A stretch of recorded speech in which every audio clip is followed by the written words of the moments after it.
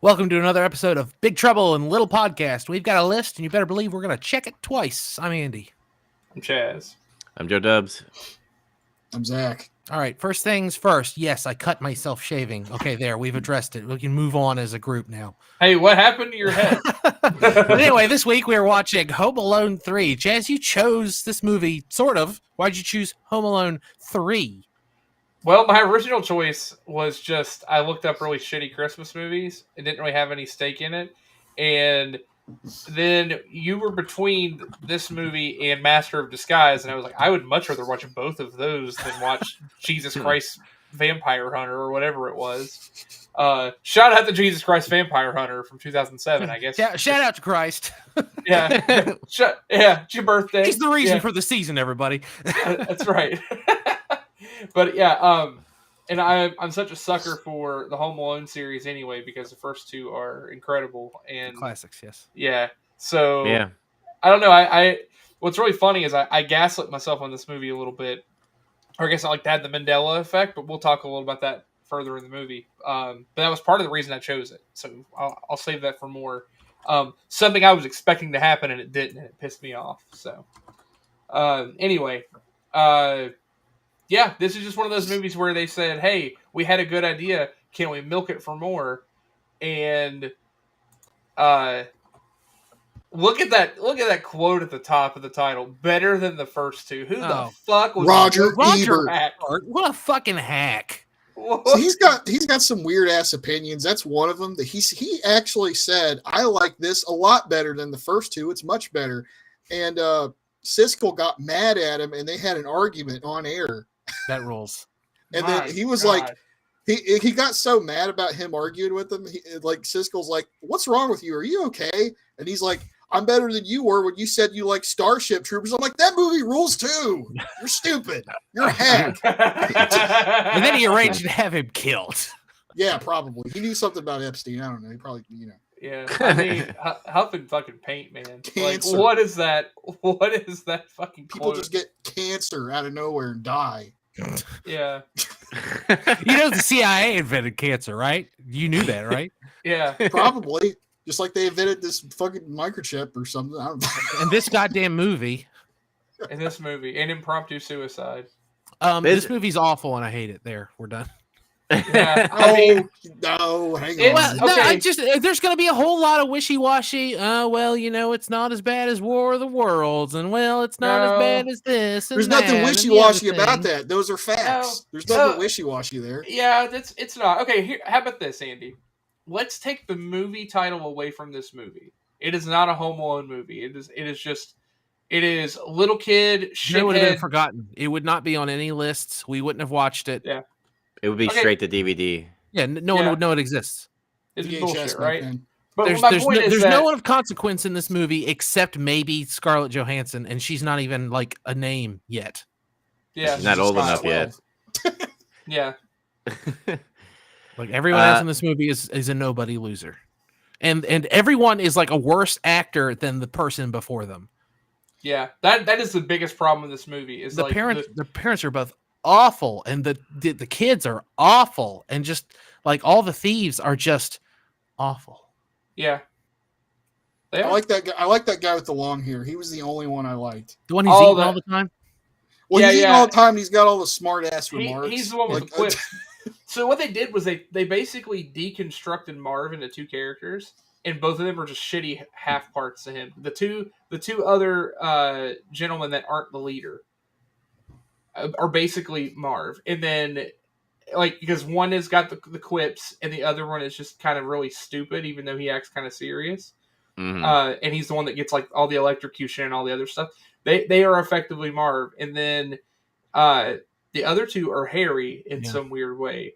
Again, they even terrible. Well, man, it pisses me off that they like recycle stuff from the other movies. Even like it's so lazy. I hate they do that, like instead of the spider with Marv, but they do the stupid thing with the rat, and it's the exact same pacing, the exact same like line read. A bunch of the other like traps have the same effects and the same like makeup or whatever.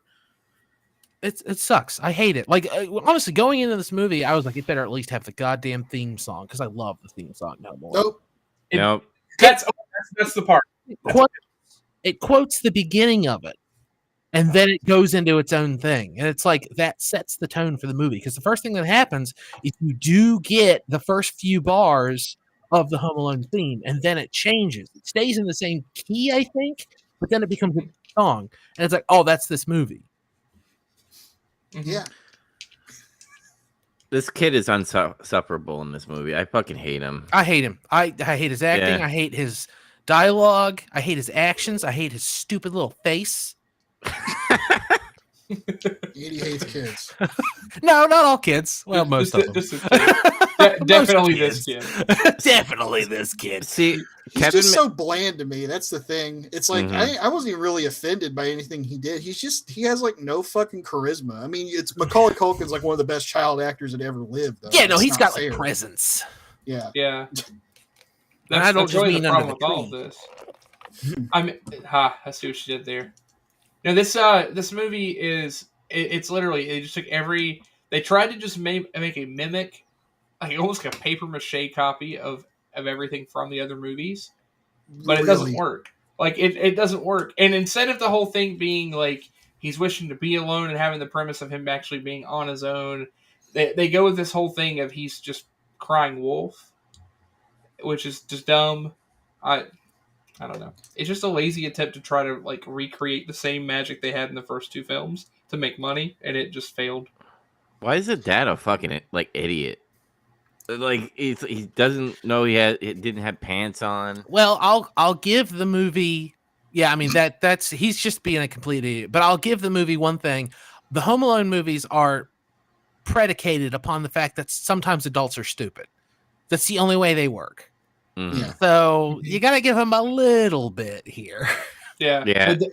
I mean, it's actually pretty accurate because the dad in the other movie is pretty frequently forgetting or losing stuff. He's the one that constantly fucks up that they wake up late. By the way, I watched the other two, so that's relevant. To make yourself feel better, yeah. Yeah, well, it was a weird sandwich. We actually watched. I get to that later.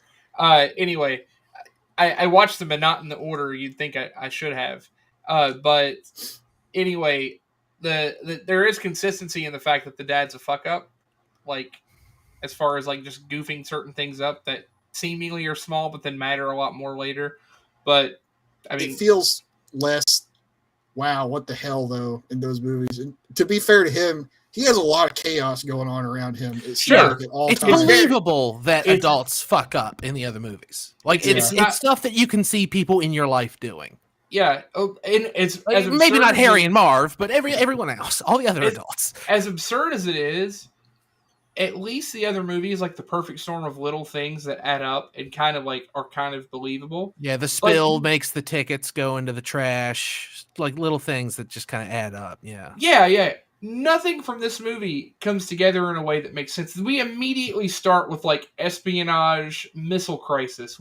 What? It felt like a different movie. So dumb. It's like so stupid. And it's not interesting. Like, if you're going to do that, you have to make the first scene. James Bond is the perfect example. I've brought it up like half a dozen times, and I'll keep doing it. If you're going to do that, the first scene has to be great, not boring. And it's boring. Yeah, it's just, they needed to like immediately kill a bunch of people. Well, I mean, okay, but I'm saying like it's a Home Alone movie. I mean, well, here's. I mean, again, it's kind of interesting to watch it because there's several times where like that person's dead. Like the barbell falls on them, they're just dead. Lawnmower. We'll get to that. Yeah, the lawnmower. That guy's dead. She falls 3 stories while folded in half. She's dead. Yeah, I mean they're 100% playing into what happened in the second one too. Because that's just like these movies too. So I have this whole theory, and it's even more suited now. It's like the first movie, they tried to at least make it somewhat reasonable. Like, okay, these things are going to happen and they're going to hurt, but you could at least believe that Harry and Marv would get up. In number 2, they're fucking cats. They have 9 lives because they die. They die at least 5 times. He turned into a skeleton. yeah, like I counted the very moment in the second movie the sequence of events happen where he's got them at the house booby trap, he immediately kills him with a brick. Like, there's no way he survives the brick. That's still funny. We laughed so fucking hard. Harry! Dude, the booby traps in this movie seems like so outlandish compared to Kevin McCallister's they're not creative. They're not interesting. Heavy thing falls on guy. That's actually the thing, is they're not really creative. They're just more of the same stuff without any, like, again, you've already done it, right? Like, most of the things that were done are all the same things that were done. I think the only one that sticks out that was, I wouldn't say unique, but it worked, was he switched the pool trampoline situation. Yeah. That's one that is clever. Yeah. That's the one that's like, okay, that was like, some effort was put into it, and that was it. It's everything else is like effectively from the first movie. The gun switch too was like actually kind of. It was like a little, like, that bugged me though. Yeah. As soon as you picked up a toy gun instead of a gun, you'd be like, "Oh, this isn't my gun." Yeah, that guy's an idiot. Yeah, that guy's an absolute idiot. Again, they gotta be stupid. Which it doesn't make any sense, because of the level of what these guys were doing, they shouldn't be that stupid, but they are. Also, they designed a toy gun to shoot bubbles that looked exactly like a Glock 17. It even had like the markings on it. He had two toy guns that both coincidentally looked like the same Glock that this terrorist carries. Yeah, and then he threw the real gun in the garbage, which I got annoyed by that. I know the kid has that was kind of funny. Actually, I like the kid being like holding it up like it's disgusting. Ugh. Like, nope, it goes in the trash. That was kind of funny. Like, I didn't laugh out loud or anything, but I was like, okay, it seems like something. I mean, if we're gonna talk about inconsistencies, this one got to me. My tism got rattled on this one. So the mom is at home and she's trying to work from home, and she keeps getting interrupted by the boy. And at that point, her hair is very curly and frizzy. And then she gets talked into going in for an hour, but has to hurry right away to meet someone. And goes, "Oh, that's fine." The next immediate scene, her hair is completely straight. Like, she's like, "I'm rushing out the door and have," but she had to rush. Look, she's not going to the office. She's having an affair. That's why she gets made up real nice. That must be it. That whore. Charles. It's all about Charles. I know you guys touched on it about like the fucking espionage bullshit with the chip, but like I wrote in the Facebook chat like, fucking terrorists, are you fucking kidding me? And I get it, they're trying to be different. They can't keep on using the burglars all the time, but why not? It seems like too big of a leap. I know it's like when you make sequels, you like iteratively want to like raise the stakes or raise the number of things a little bit. So it's like, we had 2 crooks in the first 2 movies. Why not go to 3? Just 3. And then instead of burglars, they're like something a little worse than burglars, instead of goddamn international terrorists that commit industrial espionage. Yeah, here's actually a lot of it. This movie just doesn't have a soul compared to the other movies. Like, no, it's all just like, we need to do stuff that was in Home Alone. That's like the booby traps is like, this is a Home Alone trap. Well, they don't understand what made Home Alone so great. And I think Chaz was about to touch on this anyway, but I'm going to steal it from him anyway. I think like the microcosm of that is the traps. Like we already said, the traps are just like heavy thing falls on guy or electrocutes him. And there's not like a lot of like creativity or fun to it. But ultimately, like, I think this movie's absolute biggest failing is it doesn't have any.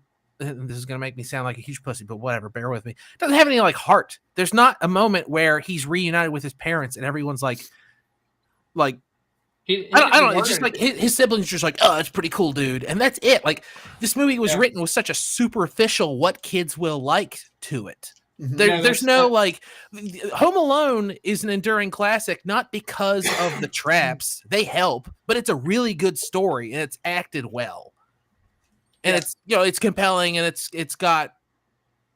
there's stakes and stuff happens to Kevin. And at the end, he's reunited with his mom and I cry every time.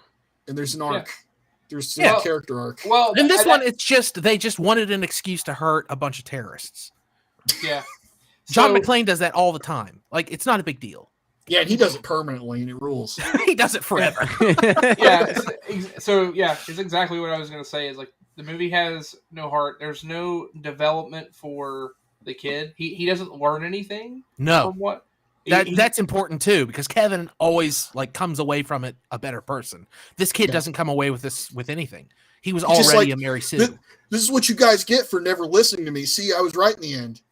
Yeah. He didn't learn anything. He didn't like learn a lesson. Like there should have been a situation at the beginning where he did cry wolf about something to get his way. The closest thing they come to that is he likes his old neighbor lady at the end. He felt bad for That's her. nothing. That's nuts me off. Yeah. Oh, yeah. The fact that they try to use that in comparison. She learned something. She learned not to judge children, which is the wrong lesson. Judge them all. They suck. Not to mention, like, that is the same. She is effectively the old man from the first one, or Pigeon Lady from number 1. Yeah. No. Again, if it's a device, that's what she is. It makes no sense. Well, it's just he's not scared of her. He's just like, I fucking hate his dialogue because he's got that like smarmy, like his dialogue is clearly written by comedy writers, bad ones. Because for some reason, this 8-year-old always has the smart thing to say. Like he sounds like he's an extra on Seinfeld all the time, and he does it to her too. Smallpox. Damn. But yeah, I agree with you, Andy. Like the kid is just a swarmy asshole. I even hated like when he's like, "I'm just trying to be a good citizen." I was like, "Fuck you, kid!"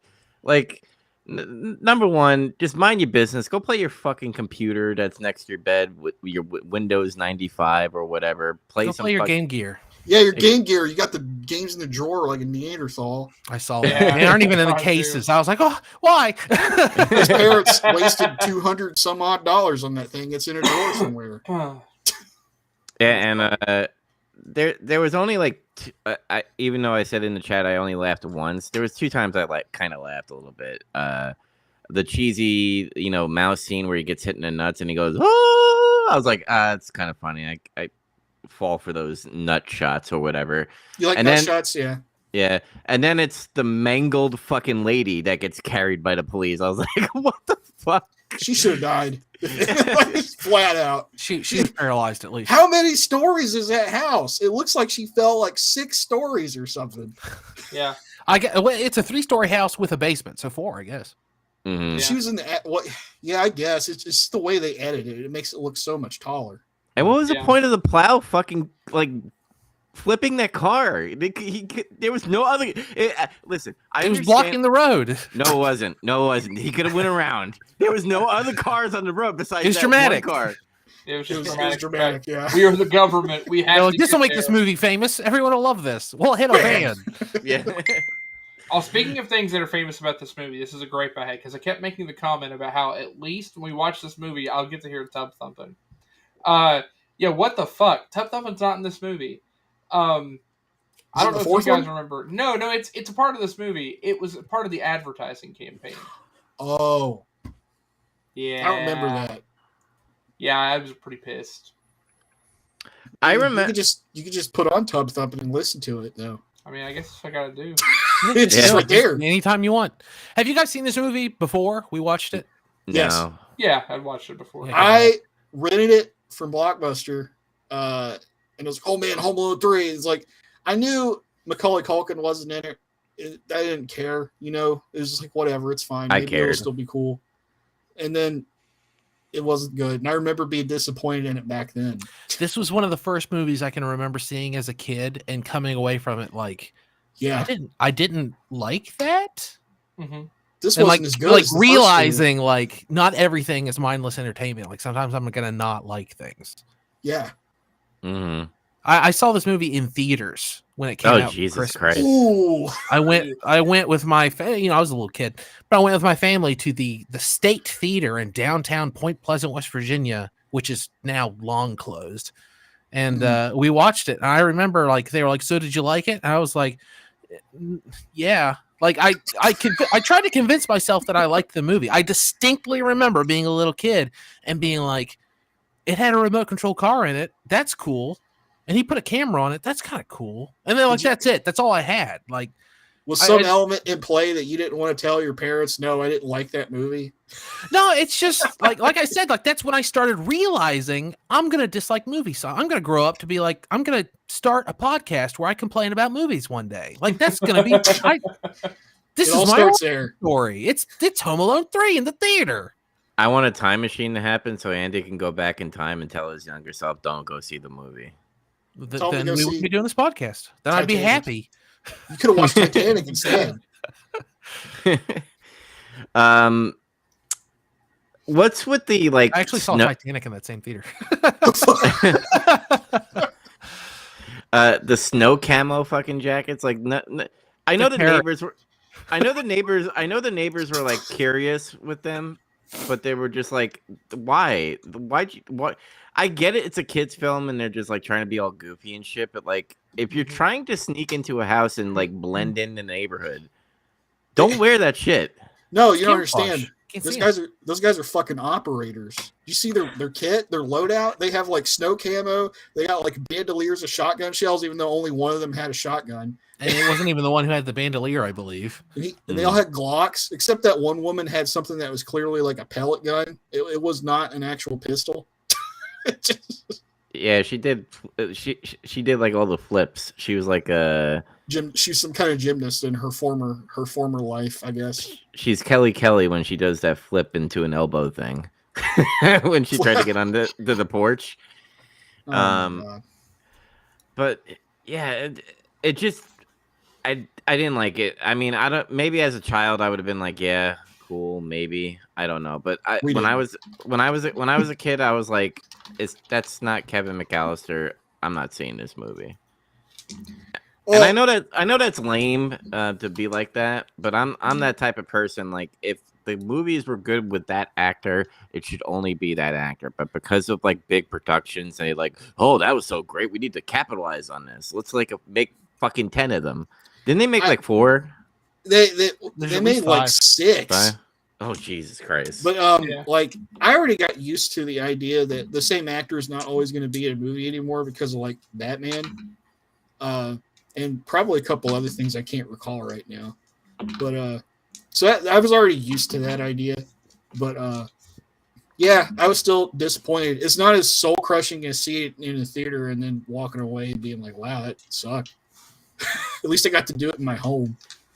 Yeah, I remember I watched it as a kid at home and kind of had the same thought as, that wasn't the same, but I watched it. It was a movie. I won't watch that again. And I didn't until just now. I've literally never seen it again until now. Same. Here's a mark of the quality, I guess, of actors that they cast for this movie. On IMDb, I've been clicking into the actors and checking. You have to get all the way down to Scarlett Johansson, who is 1, 2, 3, 4, 5, 6, 7, 8, 9, 10th on the list before you find someone who isn't known for Home Alone 3. Bro. None of these people are in anything of consequence. One of them was in Twin Peaks, which is weird, but none of them are in anything of consequence. Well, I know the guy with the who should have died with the lawnmower. He's in a lot of like TV shows that like deal with like fucking spy shit, which is funny to me. I was like, hey, I know that guy. He's from somewhere. I kept thinking that too. I kept seeing him, and I'm like, I've seen that guy fucking somewhere. He has like a very distinct face and his eyes, his blue piercing eyes. I'm like, I've seen this guy somewhere. Yeah, I kept on thinking, is that Jim Caviezel? Is that him? And I'm like, no, it's not him. Is that the reason for the season himself? I was like, is that Jesus Christ? Like, because he played Passion of the Christ. Anyway, Facebook. Someone's dinging. I don't know who that is, by the way. My phone's muted. Yeah, sure my phone's muted. Also, the you know, like in the first 2 movies, you know, Merry Christmas, You Filthy Animal. This one was like John Wayne on the TV and stuff. They had to do that gag again too. Yeah, the shower thing, the fake out with the shower. Yeah. Except this time they had a parrot. The parrot, by the way, was the only other character I liked in this movie. Yeah, double or nothing. You know what really pissed me off is the older brothers with the fucking side boob chick. He puts post-it notes on there like the mom is not gonna figure out like that she's like half naked essentially. Gotta do what you gotta do, brother. Mm-hmm. I just thought that was fucking silly. Like, what a fucking idiot. You know what? I'm gonna shout out the parrot. I kind of like enjoyed the parrot. The parrot was like the fucking fun of the movie, in my opinion.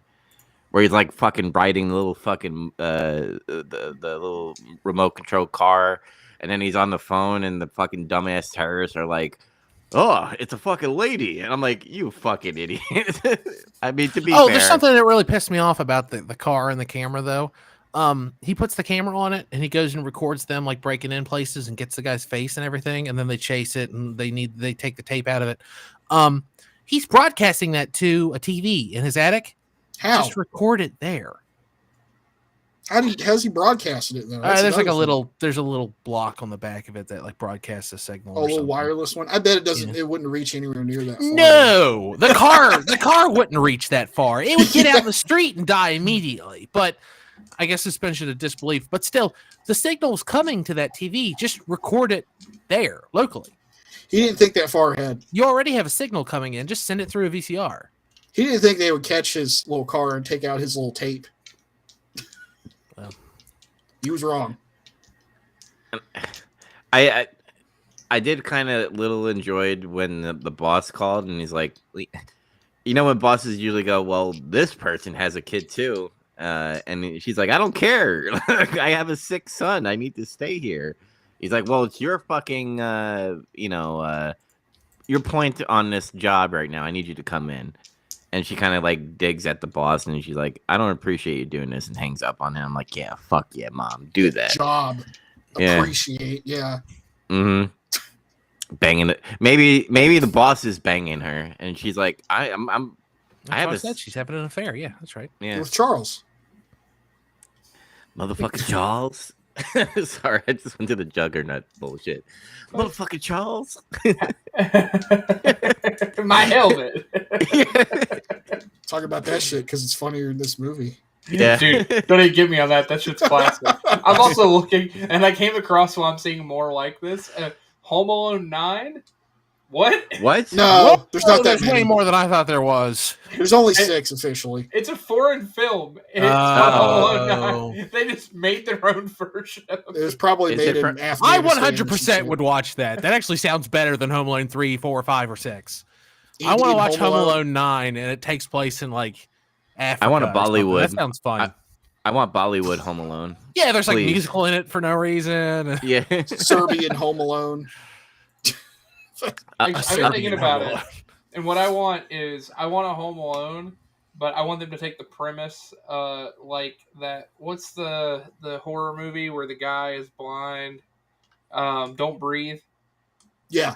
Oh, yeah, okay. I want that movie, but with a kid that's really fucked up. Like they don't realize that they're breaking into a house, and they give you like a really really shitty like horrible like background on the kid, like the kid's being like horribly abused, but then it's like just taking it out and like killing animals and shit. He's like Sid from Toy Story. Yeah, he's effectively going to turn into Michael Myers. He's just not there yet because he's still a child. And then they break in, and like a whole group of people break into this house thinking they're going to steal something.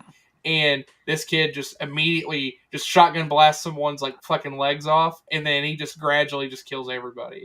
That's just Don't Breathe though. Who's the likable protagonist? There isn't one. And it would still be better than the movie we just watched. Sure. I didn't say it'd be good. So, wait. We'll just call it Johnny Wick. And there you go. Johnny Wick Jr. Yeah, this movie's not likable. I can't recommend it at all. No, it's a waste of time. Like honestly, some of the other the stinkers we've been watching, it's always like, oh, drink a beer with your buddies or whatever. And yeah, for sure. I mean, like Silent Identity Night's straight up a fun movie to watch. This though, you're not going to get anything out of it. Even if you were drinking, no, you're not going to learn anything. You're not going to like laugh at it. You'd probably sit there and be like, man, the O2 Home Alone movies are so much better. Right. And you'd sit there and talk about that the whole time over this movie. And then it's better than that when Kevin did this. Yeah. And then memories attached to that. You'll just go down this whole trip. Just watch Home Alone 2. Yeah, fuck you, Roger Ebert, whatever his fucking name is. Ebert. Yeah, Ebert. I've never heard of the guy. Whatever. Yeah. He hates video games. He hates anime. Scarlett Johansson's like, She's barely in the movie. Yeah, I mean, like I told you guys when it opened, I saw her name. I was like, "Oh, cool, Scarlett Johansson's in this." I don't remember that. And then we saw her for the first time. I was like, "Oh yeah, it's 1997." Wow. Damn, she's just a year older than I was. Like you go back and watch Jumanji, I'm like, Kirsten Dunst is in this movie? Oh wait. Oh yeah. Yeah, she's a child. Yeah, her big role in this movie is when the fucking FBI guy's like, it's classified, and starts to walk, and she like fucking stiff armed him to say what it really is. I'm like, you just got stiff armed by a fucking child. But I get it; it's a kids movie, you know, exposition and stuff. Have to, you know, come in, plow a fucking one car to get to the fucking house. So that really bugged you, didn't it? That bugged the shit out of me. Because no, I got fucking ranted on this because I had a flat tire today. Got that fixed. It's all good. I have to buy new tires because they're fucking rut. Yeah, they're not balding. They're cracking because of the Florida I just heat. bought new tires Monday. Dry rotting. But yeah, dry rotting. But fucking insurance is fucking stupid. And imagine trying. Oh, you had to deductibles so that they didn't pay shit. No. I'm talking about the movie now. Like, imagine like calling this up, be like, "Hey, I have a case. What happened to your car?" The fucking FBI plowed it. The government. Yeah, the government. And they're not gonna give me money. So can I get money from you? No, that's not covered on your fucking insurance. Yeah, but the terrorists put the van there. Wasn't it their van? Was it their van? Yeah. Yeah, they had that little Nissan van. Yeah, he used it to pick people up when they're coming out of the houses. They're not going to reimburse the terrorists for their van. We all know terrorists don't have insurance anyway. I thought that was like some neighbor's car the whole time. They all come from socialist nations. It's your little minivan. Fucking North Korea. They were supposed to go to Hong Kong. Anyway. What was with that little rash of movies, or like from 1996 to like 2000? There's always some subplot about North Korea. Like, there's North Korean terrorists. There's North Korea. Villain of the week. I mean, it wasn't Russia anymore. So they're like, oh, who's bad now? I guess like China and North Korea. And we didn't get 9/11 yet. So right. It didn't happen It yet. wasn't terror. It wasn't Middle East yet. So this is that in between. It's not the Soviet Union, but it's also not the terrorists yet. So who's the bad guy? Korea. The bad Korea. The only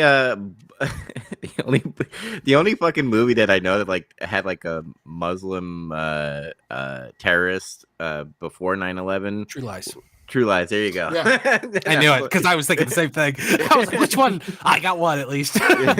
You're fired. Amazing. Dude, that movie rules. Let's watch that. Let's watch Arnold movies next. Yeah. Oh, dude, Arnold month would be pretty kick ass. It's gotta happen. We're gonna have kinda when my Terminator month, like, I guess. Yeah, somewhat. Yeah. Wow, spoilers. Oh shit! Now all the listeners are gonna be like, When do we watch Terminator movies? At the end, get used to it. Yeah, buckle in, kids. Yeah. I know me and Andy said not recommend. What about you guys? Mm-hmm. Nope, not this Nope. third. I'm not gonna recommend it either. I'm gonna call out more bullshit they did too. Like they copied the family, the house, the dad who doesn't pay attention, the mom even tried the red hair and the blue eyes and everything. It's just not Catherine O'Hara. It's just like all this other stuff. The old person that he doesn't get along with for whatever reason. So much. Yeah, it's not good. All right. So it's time to rank. We're doing something different this time, by the way. Because it's the naughty list, instead of doing points, we're doing coal. So that means the most coal you get, you're the winner, but you're still the loser because you're the most suckiest movie ever. Yeah, it's a reverse ranking, basically. Yep. So I guess I'll go first with my coal points. So at number 4, I have Silent Night, Deadly Night 2 with 0 coal because I'm going to be that guy, even though there was like a half of the movie was recapping and then we got the garbage day at the end. It was cool. And I appreciate him hamming it up for that. At number 3, I have Home Alone 3 with 1 coal. At number 2, I have The Master of Disguise at 3 coal.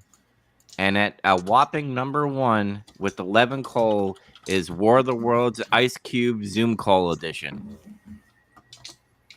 Wow. All right. My ranking is the same as his, but the amounts are different. Silent Night, Deadly Night, 2, 1 lump of coal. Home Alone 3, 2 lumps of coal. Master of Disguise, 3 lumps of coal. War of the Worlds wraps up 9 lumps of coal. That's a full stocking's worth of coal. All right, Zach is still doing his, so Chaz, you go. Okay, I got Silent Night, Deadly Night Part 2. I gave it 0 lumps because I didn't watch the first one, so that I got to watch the first one this way, and then just enjoy that psychotic second half. It was so good, I've already watched it again. We'll talk about that later. Master of Disguise, I gave 1 lump. I have a soft spot for this movie. I know it's dumb. It's one of those hills I'll die on. I chuckle at it a little bit every time I watch it, even though I know I shouldn't. But I also know I shouldn't eat McDonald's fries, and I do it anyway. So, same. But 1 lump because it is a bad movie. I'll admit it's trash heap. Home Alone 3, 2 lumps because it's also a trash heap, but nothing compares to War of the Worlds. I gave it 12 lumps. Easily the worst movie I've ever watched. And Zach. We got Silent Night, Deadly Night 2 with 1 lump of coal. It gets at least 1 because it is a bad movie. Right. That was my thinking as well. I agree. But it is fun and entertaining, except for the bit about it recaps the first movie and reuses footage, whatever. But Home Alone 3 gets 2 because it does suck, but it's like a more competently made movie at least than like some of this other shit that we've watched. It's just more boring. Yeah. Boredom is worse than being bad, in my opinion. I hate when movies make you bored so much. Yeah, 28 years later. Jesus Christ, that movie sucks too. Yeah. I watched Master of Disguise, I gave 3. Or no, I'm looking at Andy's. I gave mine 4. Sorry. It gets 4 lumps.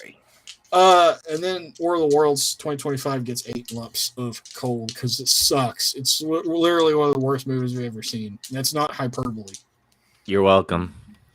You picked a humdinger of bad movie. I gotta top that next year. Yeah, you gotta be the one that always pulls out the dark matter turd. Yeah, that's you. What's funny? Sorry to interrupt, Chaz, but you're good. What's funny is I picked that Karate Christmas Miracle last Christmas. That also sucked tremendously. Yeah, and then it was War of the Worlds that topped that. Because remember, I always baselined it with you guys because you guys didn't like Suburban Commando. I'm like, is it better than Suburban Commando? Now it's like, is it better than War of the Worlds? We have a new floor. Yeah. I'd rather watch Suburban Commando than fucking War of the 100%. Worlds. Yeah. That's how you know there's a new floor. Yeah. Mm-hmm. So the interesting thing too, and it's kind of some of the research that I had done, because I was just curious how this stacked up to all the other bad movies. And we talked before about how like it's just splitting atoms basically, because all these movies, like when you get to a trash heap, they're all terrible. But it's still interesting to see what preferences people use to decide. Well, this is like the 38th worst movie I've watched, as opposed to the first. So. Funny enough, Master of Disguise is higher on those lists than War of the Worlds is currently, which I think is kind of a little crazy. I still think just not enough people have seen it. Like over time, that's going to change. But also, War of the Worlds is not the worst rated movie of 2025. So it's Alaris, or is that what Alarum? Alarum, that's it. With Sylvester Stallone. So and Clint Eastwood's kid. Yeah, so I'm highly intrigued to watch that. Like, it sucks that I'm intrigued out of the morbid curiosity of, man, if you're worse than this other movie, I've got to see. I got to know for myself. But I told you, like, my dad actually liked War of the Worlds. He didn't love it, but he was like, I liked it. It was okay. So I have a feeling there's a lot of other people that are like that. They're like, no, it was okay. I kind of liked it. It's just like with Andy. He didn't want to disappoint you either. So he didn't want to tell you that movie sucked to your face. He probably thinks you really enjoyed it. Yeah, maybe. You can go ask him. Be honest with me. What did you really think about that movie? No, I did ask him that. I was like, Are you yeah, I got some follow-up questions. You're not drunk, are you? Yeah. Because I was like, did you fall asleep in the middle of this? Oh yeah, it was pretty good. I had a good nap. I mean, yeah, it was good. Because I was like, the whole like hacker reveal thing was like stupid to me, and just the the way it's formatted with the Zoom call thing fucking bothered me the whole time. And he's like, "Oh, it was unique." I'm like, "Dad," I was like, "There's many other films that are like that are way better."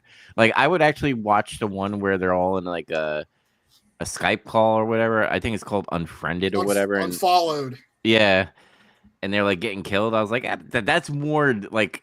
I'm not saying it's a good movie. I'm just saying it's better than World of Worlds because it fucking knows that it's bad. Essentially. World of Worlds.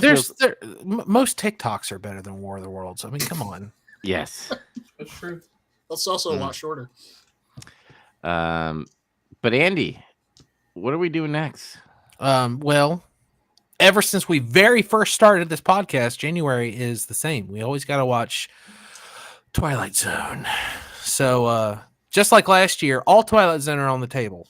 All 4 iterations of Twilight Zone are allowed to be viewed. So Chaz went first. He chose 2 from the newest series. What year was this? It doesn't say. Whatever.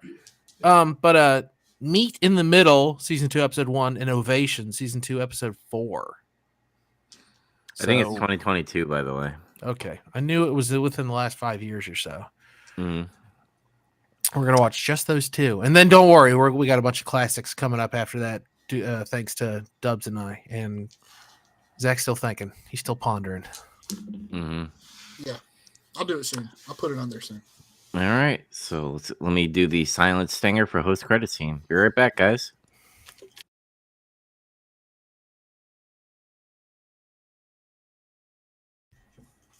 And now we're going to talk about what we've been watching and playing and doing and all that other stuff. Chaz, how about you empty your hands and then you go first? I have nothing in my hands. All right. That was my dog. I swear. So I played card games. It's not surprising, right?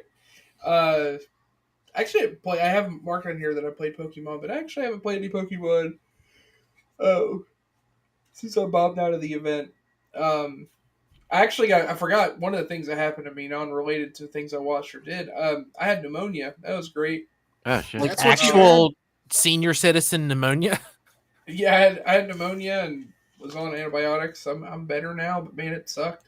Huh. Yeah, that was a fun time. I've been playing a good bit of Workana though. Yeah, it's the next big event I'll be going to is one in Richmond, Virginia. So I've been playing a decent bit of it. I actually haven't played too many video games because I've been spending a lot of my time playing Workana.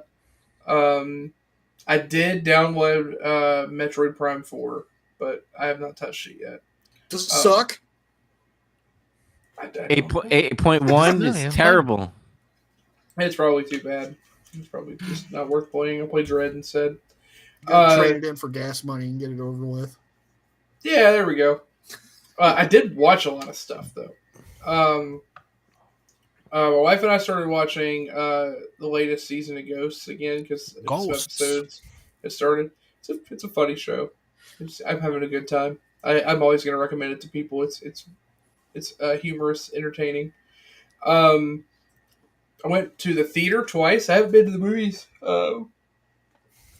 Goodness, I haven't been to the movie theater in months, and I went twice in a week. I went and watched Zootopia 2, because that's what you do when you have a kid. You have to go to see the kids' movies.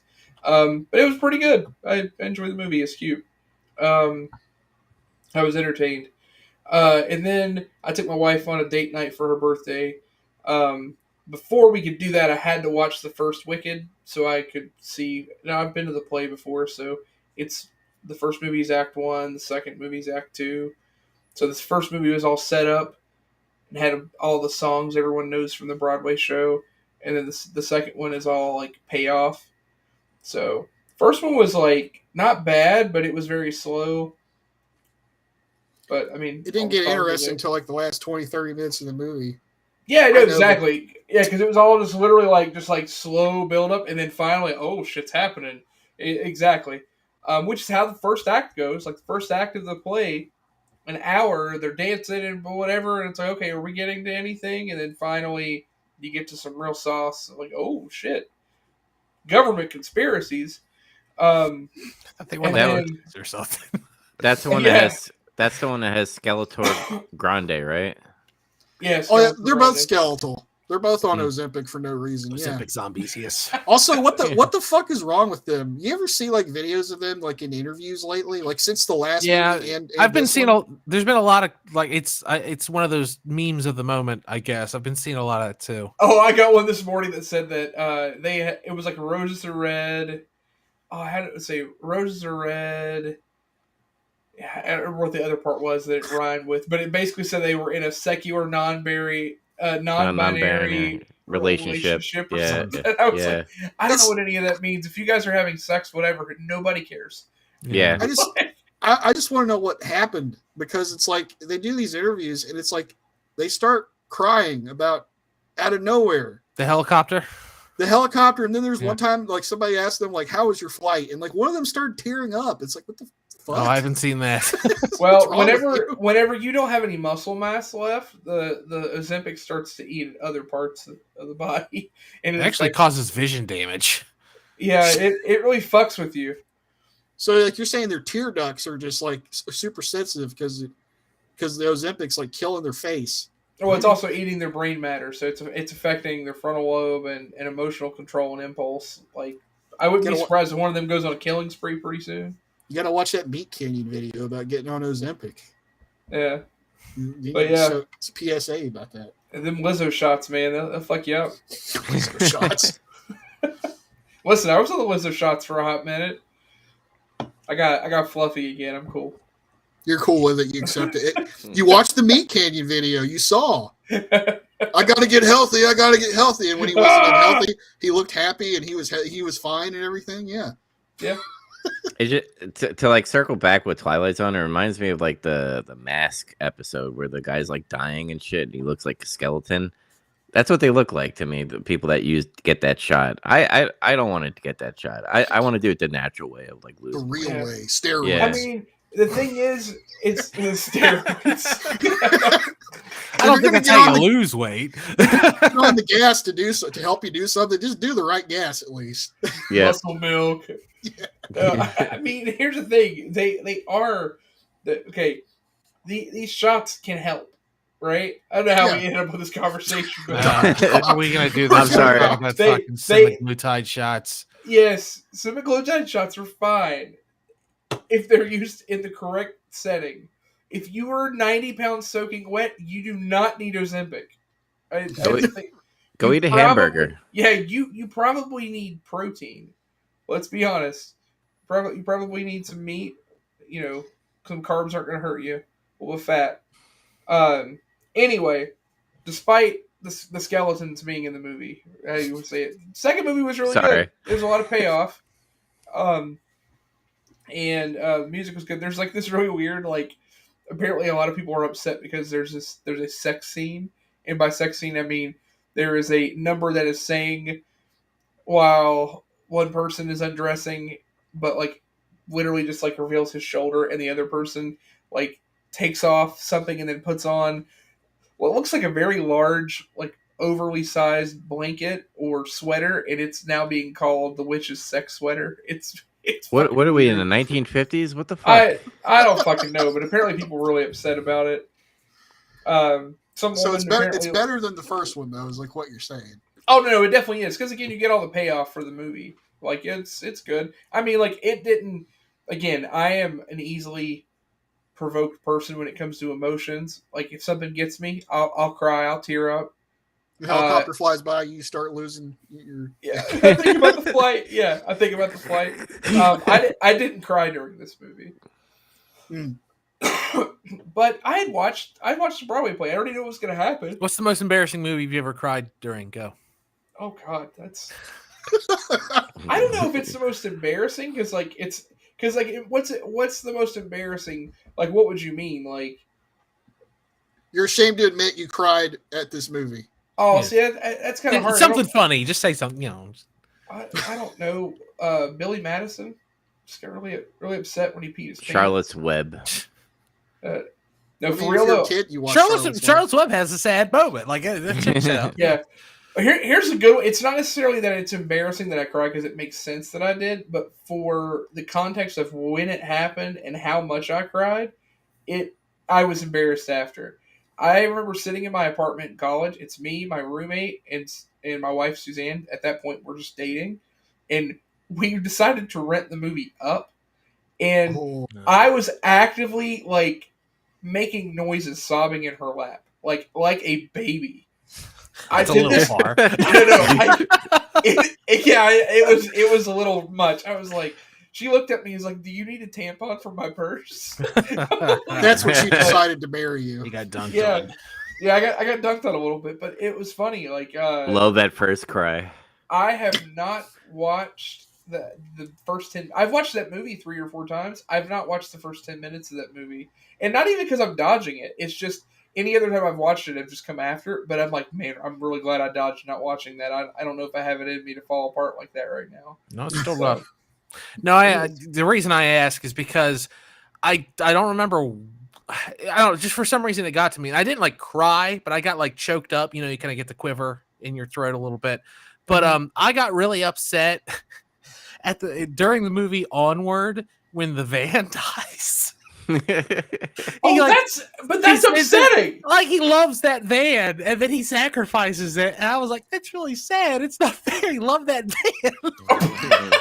That's not the part I'd get upset about. I remember watching. Yeah, like at the end, there's like the actual nice family stuff. Yeah, but no, it's when the van gets sacrificed. I was like, "That's really sad." Yeah, I went on a whole. To be fair, I went on a whole run of. I know we're going to get back on track, people, I promise. But I went on a whole spree of watching these Disney movies right after my mom passed away. Oof. And all of them had to deal with dead parents because that's the fucking formula. Funny how that doesn't stick with you until you lose a parent, and then you're like, oh shit, that's what all of these movies evoke. Dude, that's I don't know if I've mentioned this before, but the first time I saw Akiru was like a year after my mom died from cancer. Oh, dude. Yeah. Like I had just moved into a new apartment, so all the furniture wasn't moved in yet. I was like sitting in the floor, and I just sat in the floor and like cried for like 10 minutes. Oh, I wouldn't doubt it at all. That movie was, yeah. I mean, I cried. I had a good cry watching it, but I remember I watched Finding Dory, and I cried when she finds her parents. I'm getting upset thinking about it. Like that's, I'm such a pussy. But like that, like yeah, any of those movies get to me. But I don't know if there's ever one I've ever like disproportionately got it like watched and I'm like, man, I'm actually embarrassed that I cried because it makes no sense. But the Onward one's kind of funny because it's a van of all the like there's so many moments. I don't know why. I was watching with my ex and she was like, "Are you crying because the van died?" I was like, "Yeah, you really love that van." the whole movie is about a kid getting to reconnect with the father he never. Yeah, no, I mean, like the end was emotional too, but. I don't know. It's just good, man. I've only seen it the once. I've never watched it again to see if it still has that same kind of impact. You should watch it again. It's a pretty funny movie. It's got a lot. It's got a lot of like D&D jokes, and I like that kind of thing. Yeah, that's pretty neat. But I get. Anyway, go ahead.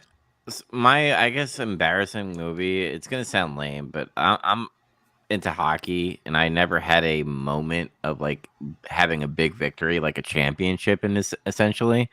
So in the Disney movie Miracle, the 1980s hockey team, when they beat Russia and stuff, and Jimmy Craig, who looked at his dad because his mom died of cancer, and I think it was cancer. I may be mixing things up. That fucking ruined me. I don't know why. I mean, a sports drama that'll get the tears out of you if it's the right kind of movie. If they do it right. Yeah, if it's done right. All right, now Zach's gonna give some kind of joke answer, like Sleepaway Camp or something. I cried because of laughter. Yeah. Jason X. Like, No, I'm sitting here trying to think. Like, there's been movies that it got me a little bit, but like I don't know. I'm having a hard time. It's always been with good reason. It's never been something stupid. Not really, I think. Yeah. The Home Alone 1 gets me sometimes. No, Home Alone 1 gets me 1,000% every time. Yeah, I don't know. I have no emotions, I guess. I mask them. You'll think of one. Well, it's a perfect segue. I also watched Home Alone. I also there cried. You go. Good. Yeah. So here's the thing. You say you cry whenever she shows up and he sees his mom, right? Yeah. When she first gets in the door and he's there, that's it for me. The homeless person.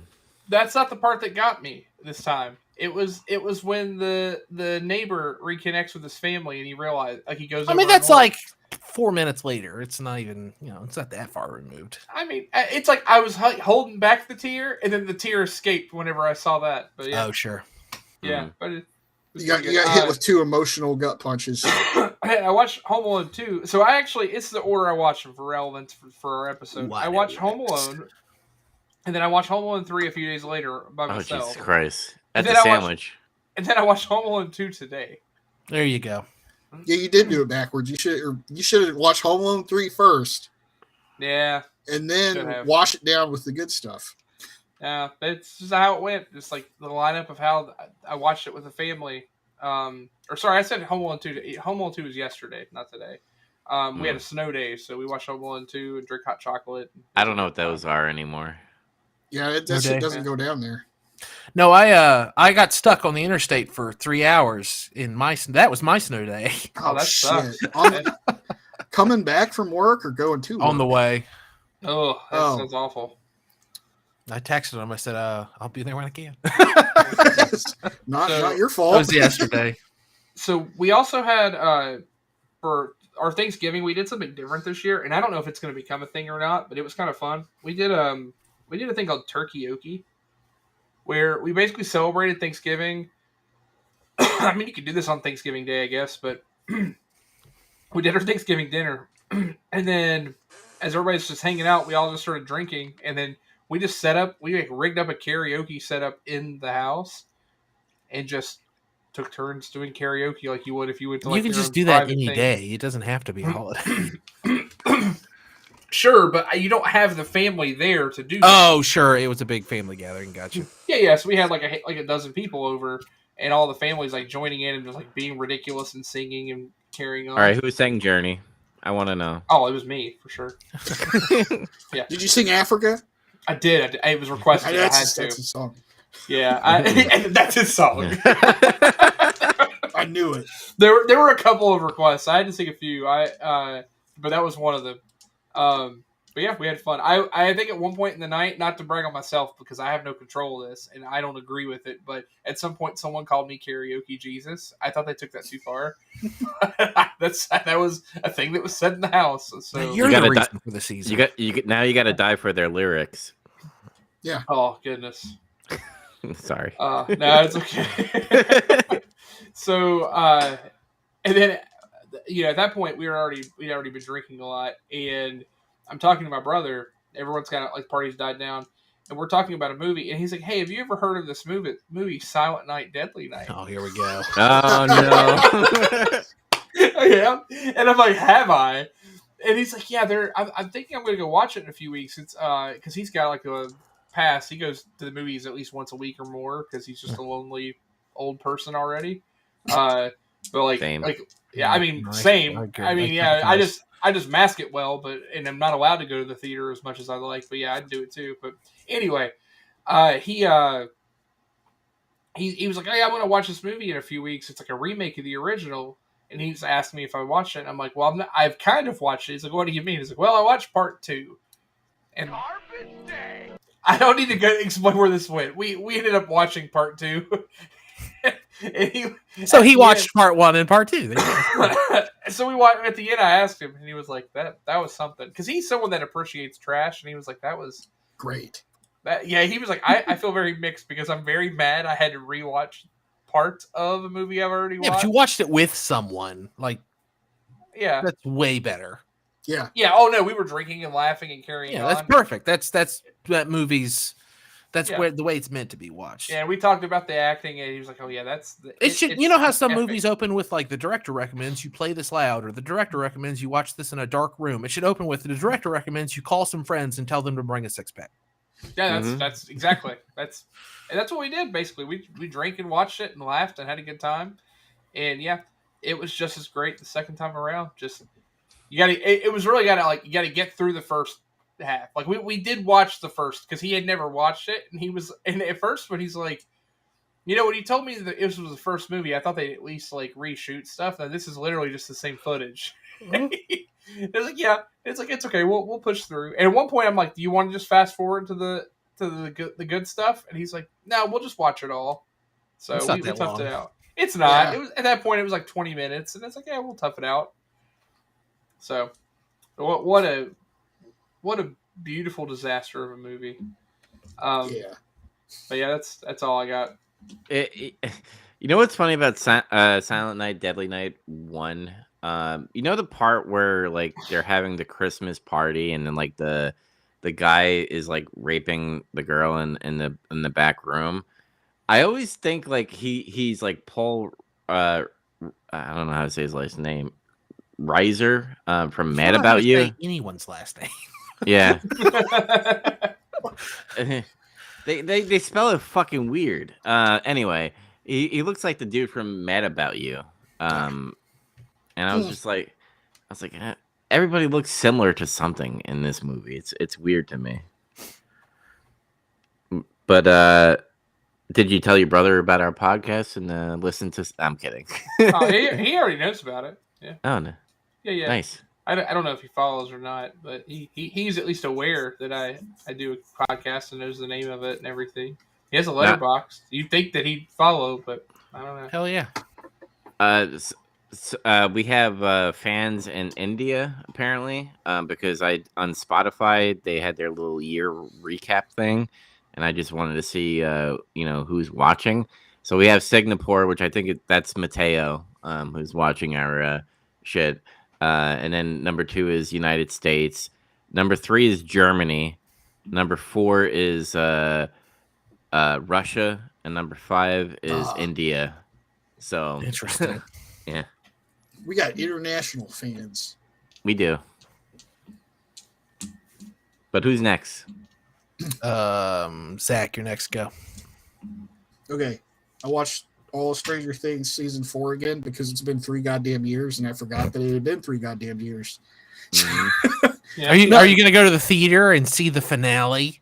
No, I'm just going to watch it at home. Okay, there you go. They went really far with this, by the way. I was in the grocery store today, and there's Demogorgon Crunch. Yeah.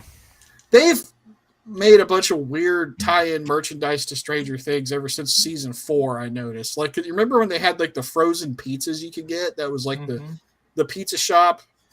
And I always wondered if that was even any good or not. Probably not. But, my dad, though, had watched it with us, and he fell off after season 3. Like, he finished season 3, didn't get back to it. So we were all trying to get him caught up, so that's part of the reason why I rewatched it. And it was still really good, I mean, but I also remembered thinking as I was watching it, especially the finale, I'm like, this is really long. And like by the time I was done, because it's 2 hours and 30 minutes almost. It's something like that. And when by the time it was, I was gonna say it's a good season. Like it's up there, mainly because of Vecna, pretty much.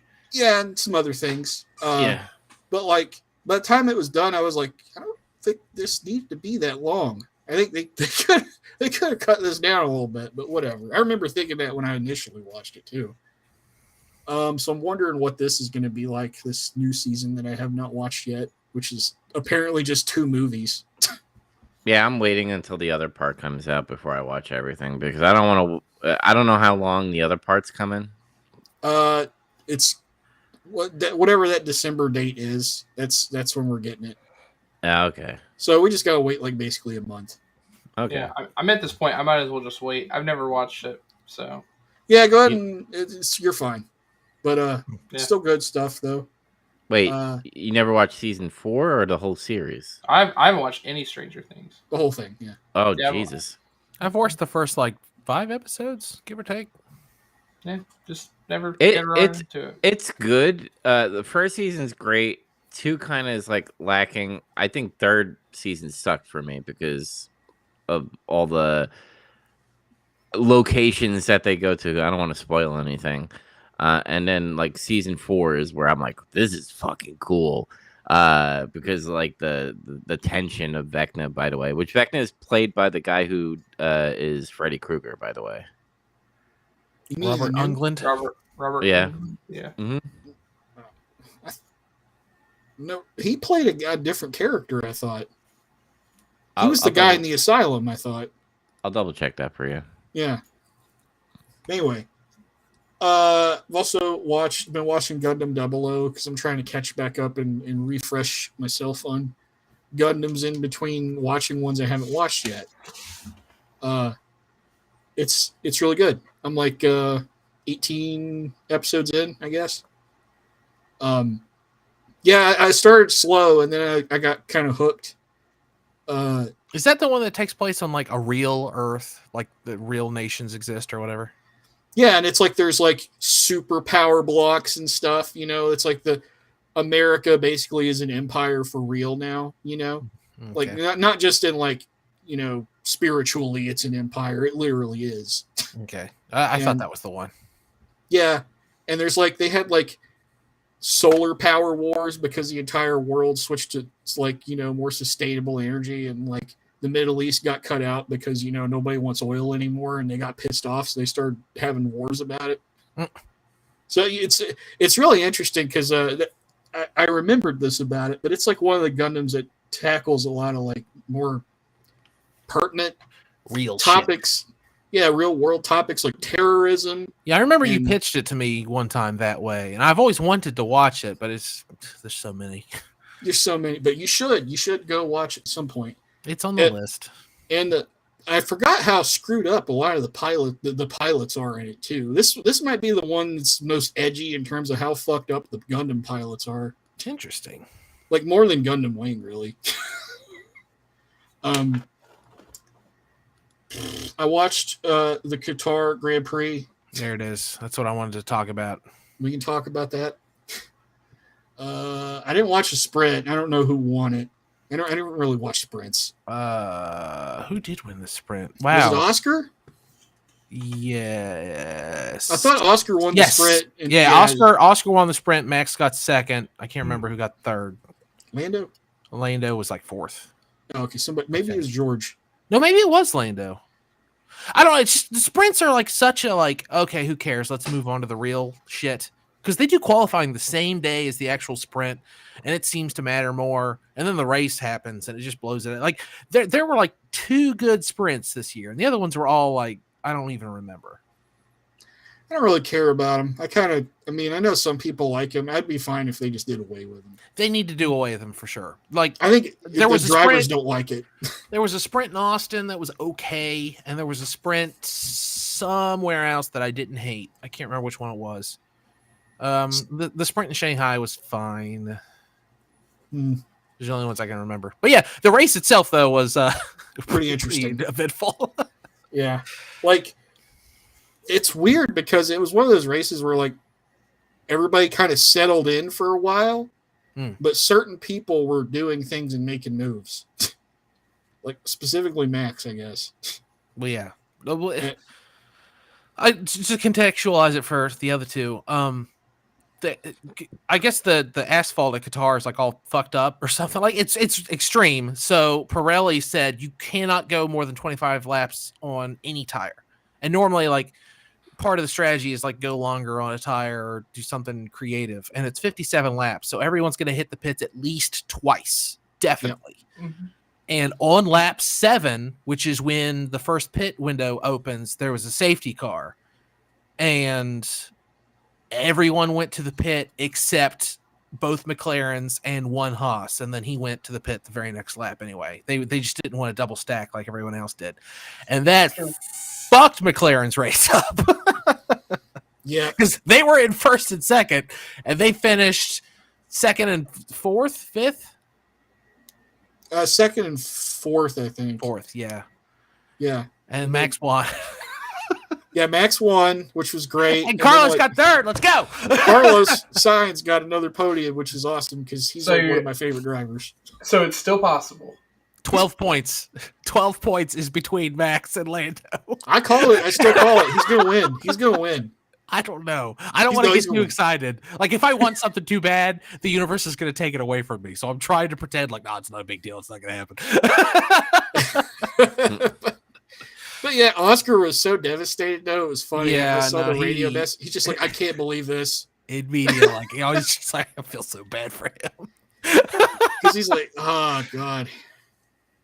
I don't know. But yeah, there were some other interesting bits, too. Like, Ferrari in particular sucked pretty bad in that race.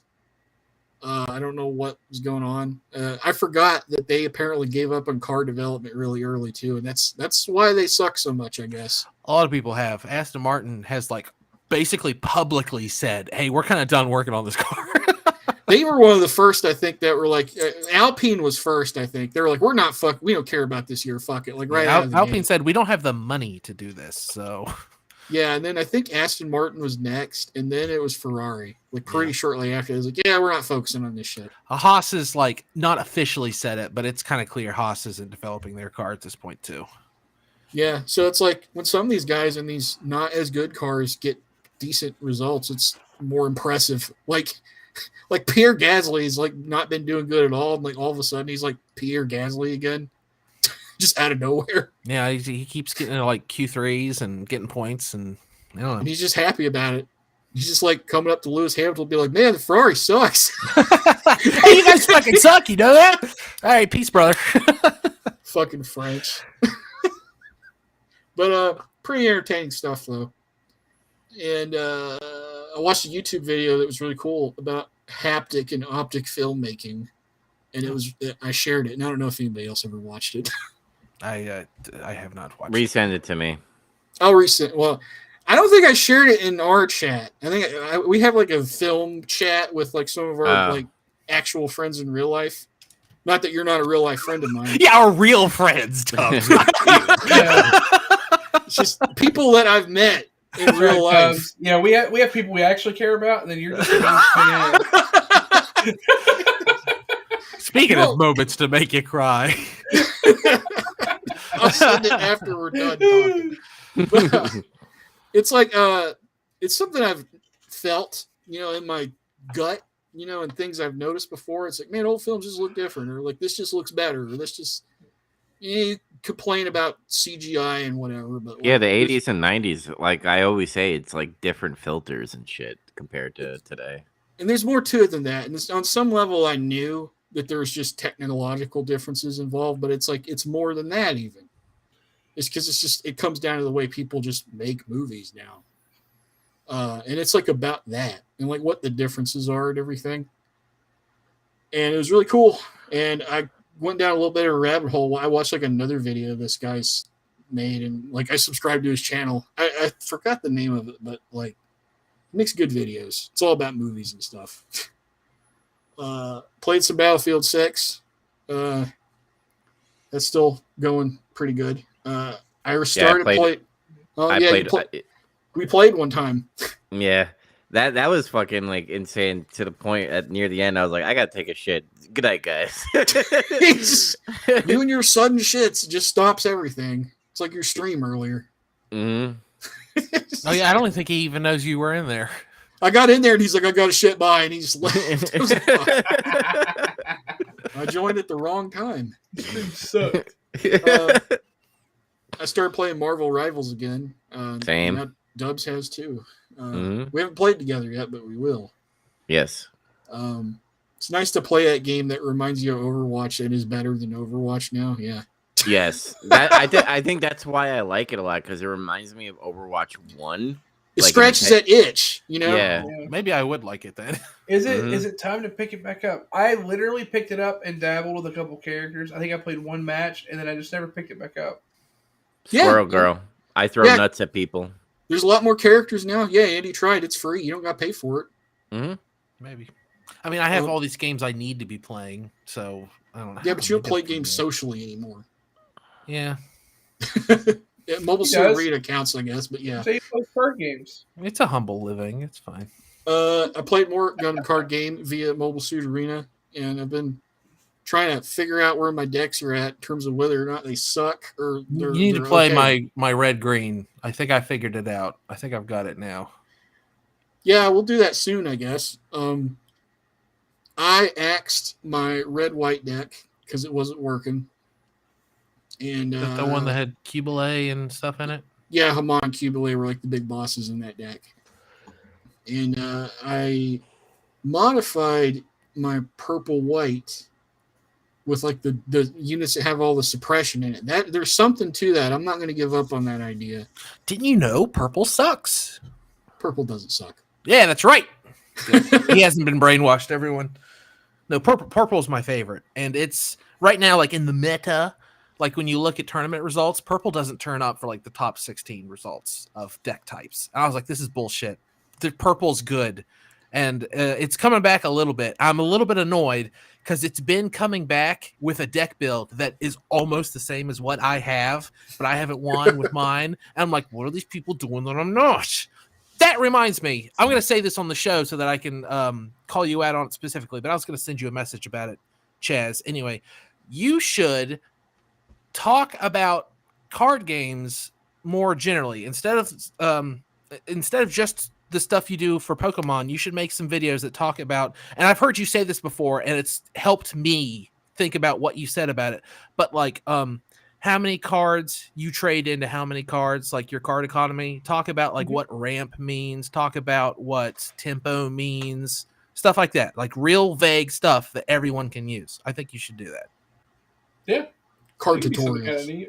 Yeah, just intro to card games. Yeah, there's a lot of stuff that carries over several card games. Right. Yeah, just give like your resume. Hey, I've competed professionally in this, and this, and I'm going to talk about this stuff, and then put that together. Do like a little video series. I think that would be really good because I'd watch it. I kind of need it. I've been thinking a lot about how many cards am I going to spend to make this happen? And how many cards is he going to spend to prevent it from happening or whatever and stuff like that. I've been thinking about card economy a lot. Yeah, me too. But yeah, I don't know. People that say purple sucks or broccoli brains because I don't know. They also have some of the most interesting mechanics. There's the whole I hurt myself to get stronger thing. They don't like that. I don't want to hurt my units. Sometimes you gotta. Sometimes you have to. Sometimes it happens. And then sometimes you got to break some eggs, Yeah, sometimes you got to make that omelet. You got to break eggs. And then there's also the graveyard thing. People refer to magic, I think, with that, like with the vulture stuff. Is like, put shit in your trash. You have this much shit in your trash, you can destroy shit. Or you can like bring somebody back from the trash. Like that's the only color that allows you to do that. I was thinking about putting Decisive Last Resort in my purple deck, which is if you have 6 purple units in your trash, exile them, destroy a unit, doesn't matter the level. Any unit. I was thinking about that. Maybe that's my nuclear option for when Wing Zero comes out. Because they're like, I got Wing Zero and Hero. And I'll be like, okay, well, you just killed all my purple guys. They're in the trash now. Fuck off. And then just like destroy that unit. And you don't really feel that pain that much. The only way that'll bother you any is if you have awakening power, where you can bring something back from the trash. Then you got to actually think about that. Yeah. And I don't like, honestly, I think it's interesting because I think about when I used to play Magic, there was a lot of stuff that like took from the trash and did stuff with the graveyard. But in Gundam, I feel like it's more if there's something in your trash, this gets to happen. You don't get to take stuff out a lot. There's a few cards that are like get a pilot and a few cards that are get a command. Sorry, we're talking about Gundam card game forever. We don't need to be doing this right now, I guess. But well, you're probably talking about how you've been doing stuff with it too, so we're covering both our bases. Yeah, I mean, it's going to be. I didn't get to go to locals this last week, but just like Zach, I've been playing on Mobile Suit Arena a lot. Even if you're interested in the game, but you don't necessarily want to play it, it's free. Just get on there and use some tournament winning deck or use one of the starter decks and be like, oh, okay, I like this, or maybe you'll hate it. I don't know. Yeah, but been doing stuff on there, and also play a little bit more Stranglehold. One day soon, I'm just gonna lock in on it and really probably get a lot done with it, or even beat it. It doesn't take a lot, yeah. No, I've just been playing it in like little spurts so far because I was a little busy with family stuff like the previous. Have you got to the museum? You done that level yet? Not yet. Okay, that's one of my favorites. Yeah. But that's everything I did, more or less. More or less, he says. Okay, I'm going to go next. I was going to use the Qatar Grand Prix to bridge it, but whatever. It doesn't matter. We used Gundam instead. Speaking of Gundam, had I finished Mobile Suit Gundam last week? I don't think I had. No, you didn't. Okay, well, I finished 1979's Mobile Suit Gundam. There's always this thing about, it's the classic, but no, it just is the classic. Like, the animation's a little bit wonky, and there's pretty good reasons for that. They made them basically shove what they had out the door, which is a shame because then it became what it is. It became like one of the most famous intellectual properties from Japan of all time. But Mobile Suit Gundam is great. The writing's great. The characters are great. I just wish it didn't rush at the end. That sucks. And then after that, I decided I was going to try to fill the gaps I have in the Universal Century. So I decided to watch Gundam Twilight Access, which is a huge fucking waste of time. I'm so pissed off at Twilight Access. It's annoying because it's gorgeous. It's so well animated, and there's some really cool fights in it. It's only 26 minutes long. It's kind of worth watching just because of that. But it's an adaptation of a novel, and there's no story in it. There's characters having conversations that seem to be meaningful, but you almost don't even have time to figure out who's who, and then it's over. And it's just it's annoying. It's such a waste of time. Why did they spend money on making that? It's dumb. But it's okay. It's interesting. And then I watched a Gundam Green Divers, which if anyone knows what that is, they're already rolling their eyes. But it was a ride at the Gundam base experience in Tokyo for a long time.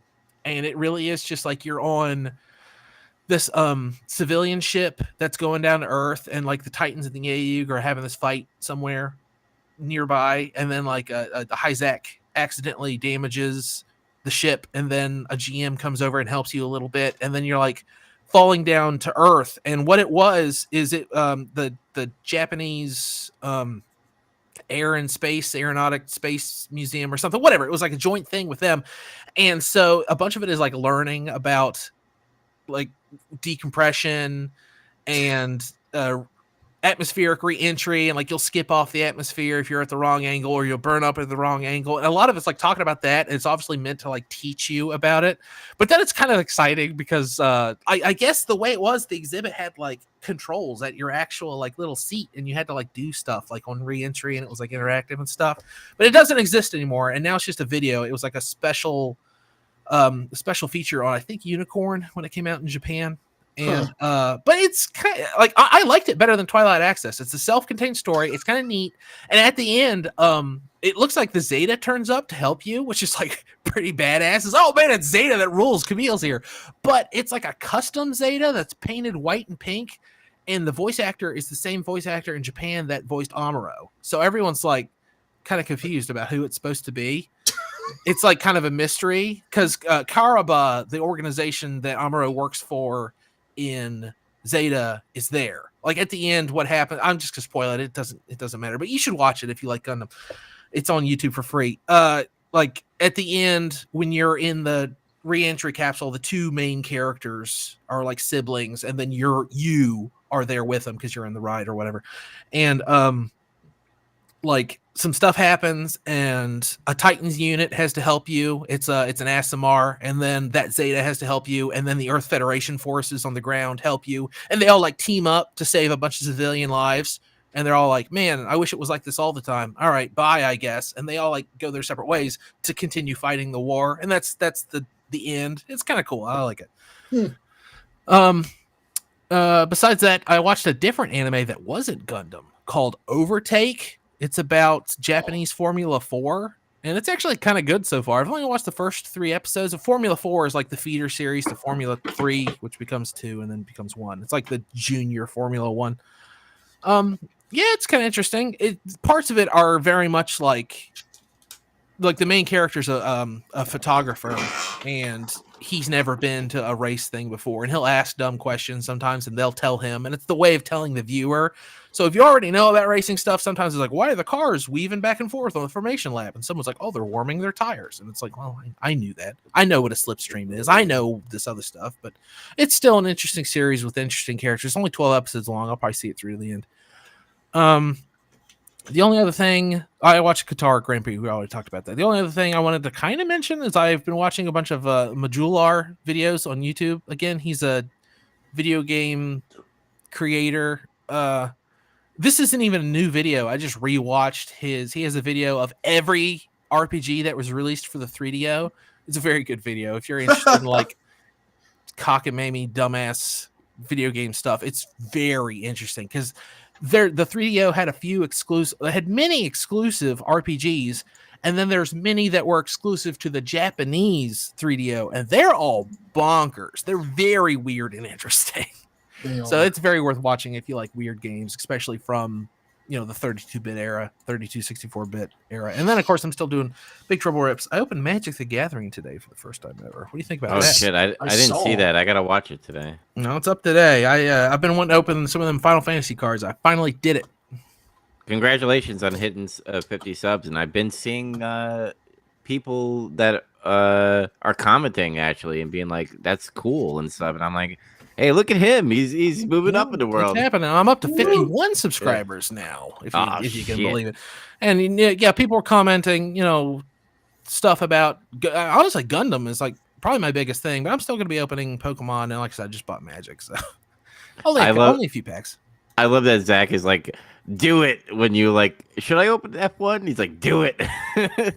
Do it. I mean, it was an earnest request. I said, if I open Formula 1 cards, is everyone going to bail on me? And no one said anything except Zach. So, because the new Topps series will be out in a couple weeks, so I'll probably open a few of them on the show. I probably won't like load it up like I do Gundam and stuff. Get a Max fucking signature. Do it. I dare you. I mean, I wish they're all right now. The new Dynasty series is out, which is like the nicest of the nice cards.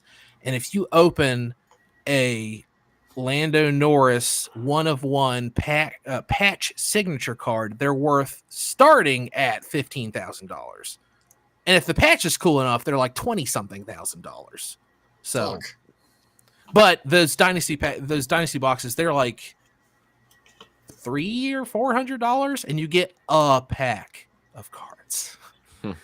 And it's a crapshoot because you might get a $20,000 Lando Norris signature patch card. You might get like a Pierre Gasly. You might get Lance Stroll, but you also might get like a Fred Vasseur signature card. Those are worth $80. Side note: all the OnlyFans girls that do ASMR channels now are like fucking opening up fucking football player packs and stuff.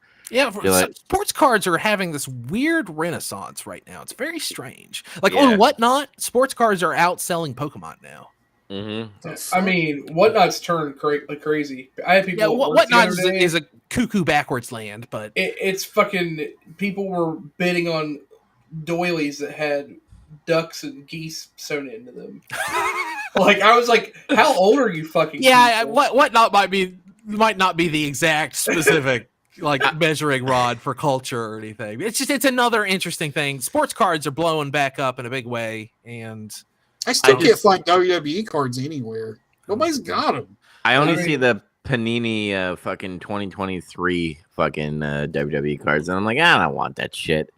But the Whatnot fucking app that I've been like looking at and shit, I love when they fucking freak out. It's like Jackson Dart signature. Oh my god, 1-of-1.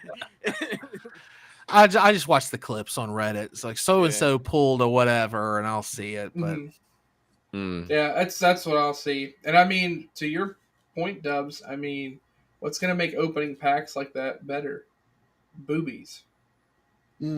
Tits will make that better, so it makes sense. We need an OnlyFans fucking trading card, please. I will open it. There you go. Sophie Rain, signature boobies. Let's go. one backwater patch. Yeah. No. Andy, anything else? No, I think that's it. Yeah, that's pretty much it.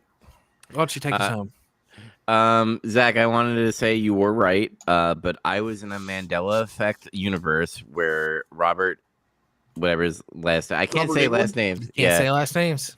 Yeah. Hey, who's the narrator and writer for Twilight Zone? Is it Rod Sterling or Sterling? You're right. You tell me. Which one is it? Lock it in. Sterling. I'm going Sterling. Right, you got it. Time. Yeah. We're gonna spend the whole rest of this month or next month drilling this into you because you said it wrong a couple episodes ago. Round of cold beers on the table now before we finish recording the episode for Twilight Zone. He's gonna call him Rod Sirloin. That's closer than Sterling in a way. I'm just saying, I put it into existence now. But like Zach said, I played Marvel Rivals. Squirrel Girl is my main. Hit people in the face with nuts. Let's go. Yeah, dude, I've been getting a lot of people have been fucking gassing me up lately, or fucking boosting me up because they're like, dude, fucking Squirrel Girl is fucking legit, and because I'm in the back and I'm launching nuts on people's face. Hey, you dirty people, leave it alone. But it's funny because she says a line and she's like, I just love putting nuts on people's faces or something along that line. That shit's funny. Yeah. They acknowledged it. But I also want to point out the costumes in that fucking game. Number one, badass. Number two, if you're a gooner, you're gonna love that game because there's boobies everywhere. Yeah, they don't shy away from one of the original points of people getting into comics. It was like, oh, they put the female characters in nice outfits usually. Mm-hmm. They do all the outfits. You were talking about Magneto's fucking original outfit, the purple and stuff. Yeah, they also do stuff like that too. Yeah, I like the silver one that Magneto has, and they do the Spider-Man Venom, the symbiote stuff, which is cool. So they had the Iron Spider in there. Yep, he fucked me up badly in that fucking match that you were watching. Mm-hmm. Which is funny because before you came in, I was owning. We were having pretty good matches. You were. I know you were doing awesome, buddy. Yeah, good job. Go watch the video, buddy. I was doing good. It's still up there. The archive is there.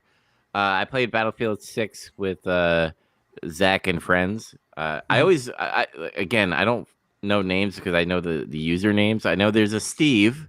His username is Steve. Yeah. And then Steve. And then the other username is Marshall.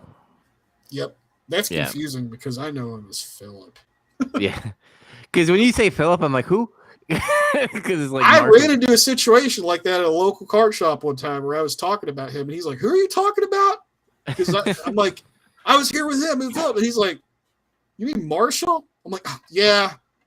I've been calling him Phil. I think it's more fun. You met him before he started doing that. Before he transitioned to Marshall.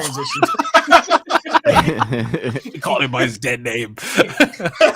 I think what's him all the time. I think what's funny about that night is I think he's sick or something like that, but he was coughing and he's hacking up. He's like, I'm like that smoker medic guy. He's like, I got you, buddy. Yep, he was reviving us and hacking up his lungs. It was great.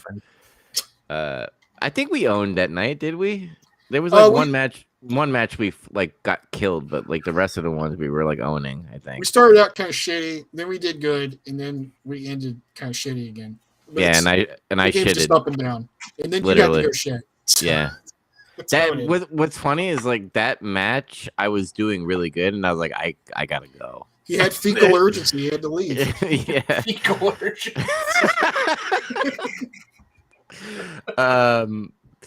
Then I watched a YouTube short of Rocky, so I decided to watch Rocky 1 through 4. That's how it happens. You'll see 56 seconds of a movie you like, and you'll be like, "Oh fuck, I watched Highlander. I forgot to talk about that."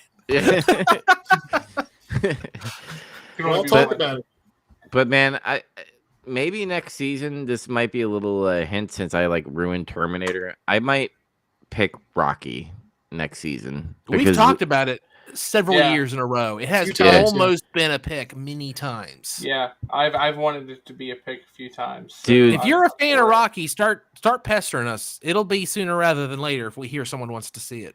Mm-hmm. Those movies are fucking awesome, dude. And besides like the street fight one, which is okay, I'm not gonna be like one of those like it's terrible. That's the thing is how many of them would we watch?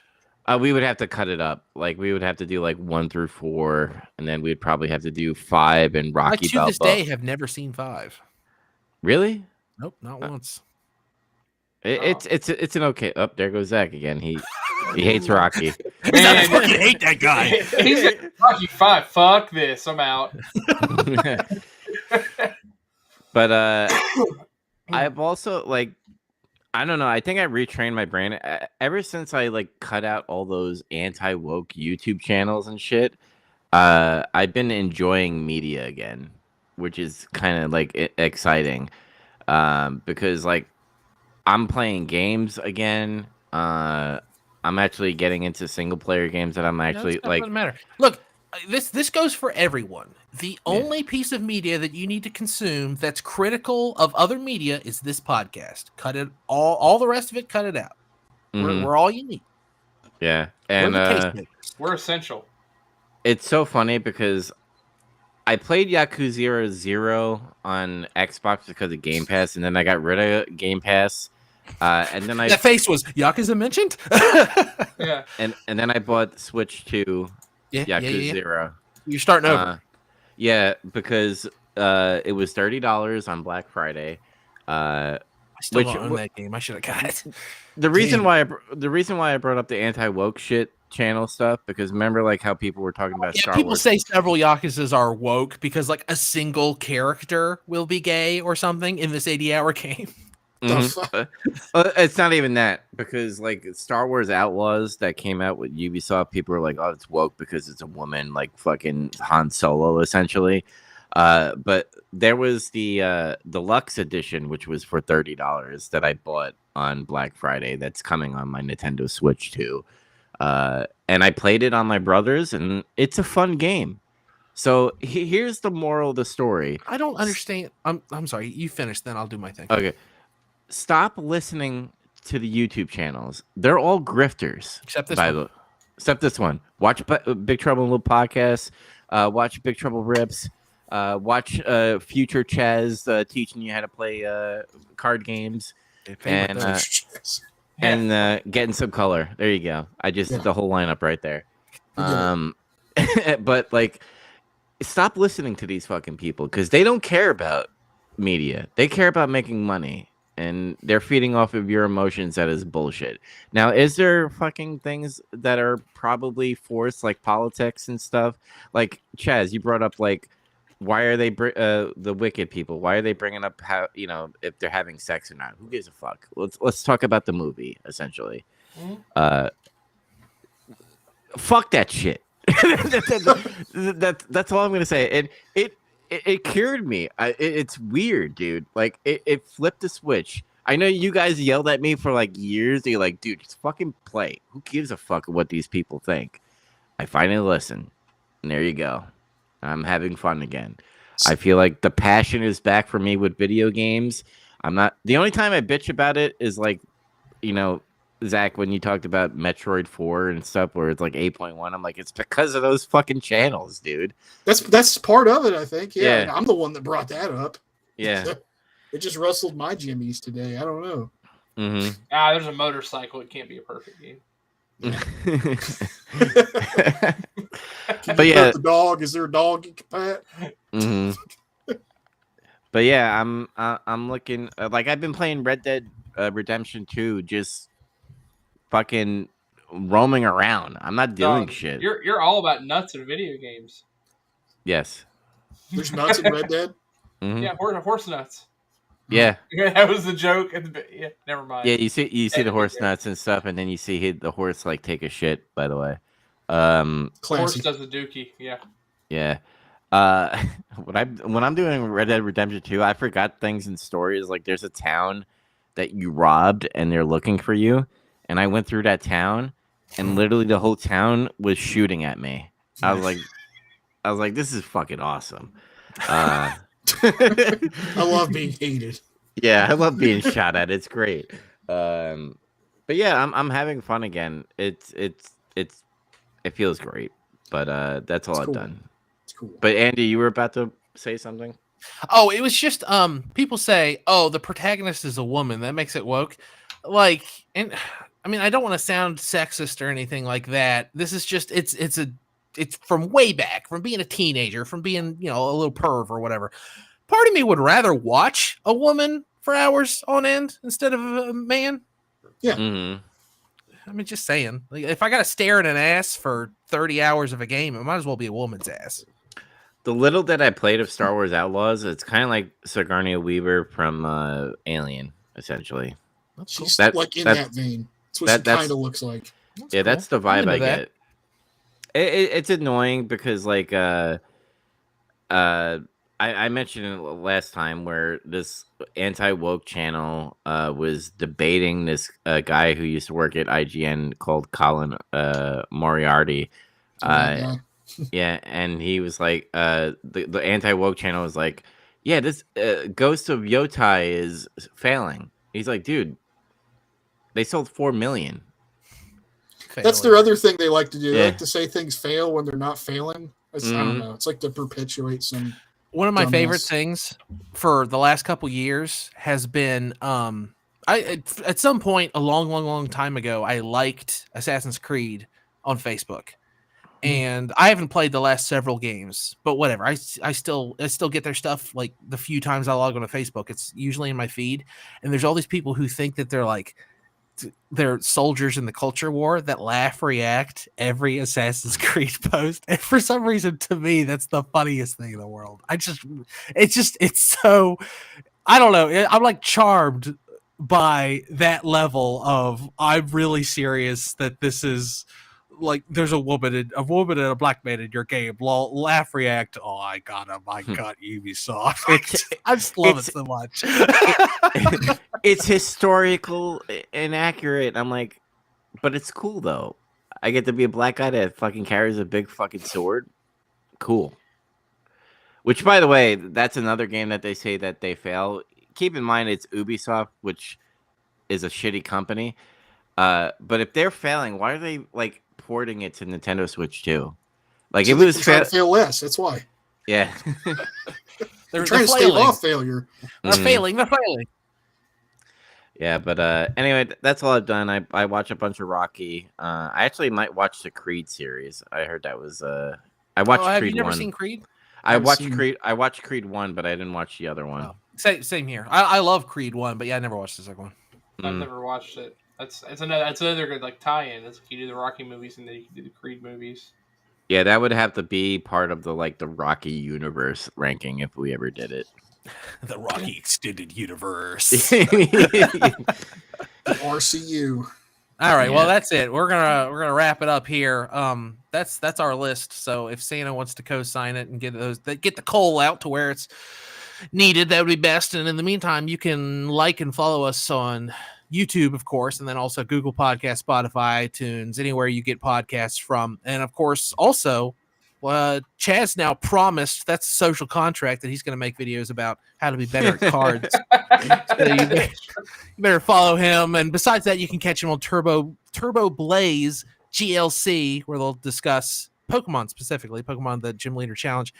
Dubs has been streaming Marvel Rivals and Battlefield over at Joe Dubs 35. On Twitch. And of course, he and on Twitch specifically. He and Zach always do Getting Some Color if you like wrestling, and if you like just watching cards get open every single day, come follow me on Big Trouble Rips. But in the meantime, watch some Twilight Zone, and we will see you in January. Thanks for listening.